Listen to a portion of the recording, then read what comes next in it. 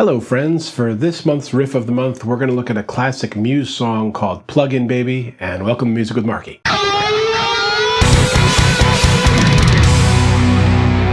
Diving right into this song, it's got some pretty cool stuff going on. It's basically in B minor, and he's employing the B harmonic minor scale, which is to take this basic B scale,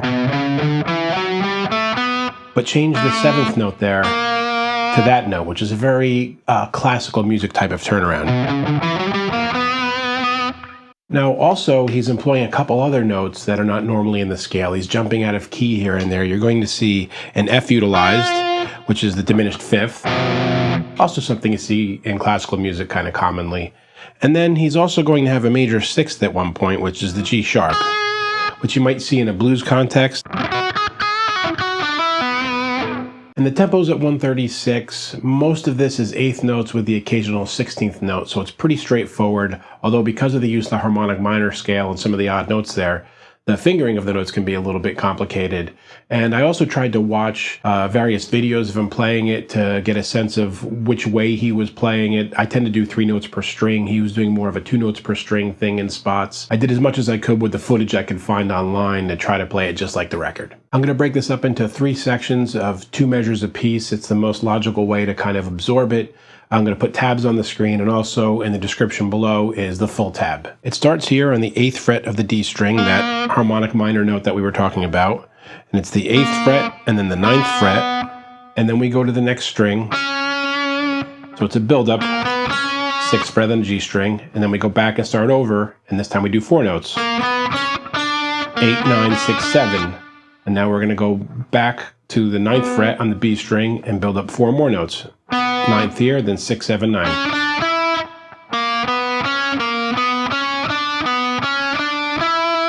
Then we have the 16th note hammer-on pull-off on the B string, 7, 8, 7. And then back 9, 7, 6. So that's your first section. Now we move to the second one. Continuing with the theme of building up in that classical kind of pattern, we start with 3 notes. 9th fret B on the D string, then 6 and 7 on the G string, and back again to the 9. So it's then back here, and then 4 notes. So 9, 6, 7, 9, 6, 7, 9. Then we go back to the 6, continuing with the same logical kind of progress, and then 7, 9. Now we're going to shift position and put our first finger over here on the 7, and then do that 16th note hammer-on pull-off. And then we have the F, where he's going into that diminished 5th that we talked about. 10th fret on the G string. Again, 7 here on the B. And 10 again on the G string. And we positioned our hand, or repositioned our hand, because of what the next section is going to be. So that whole part again.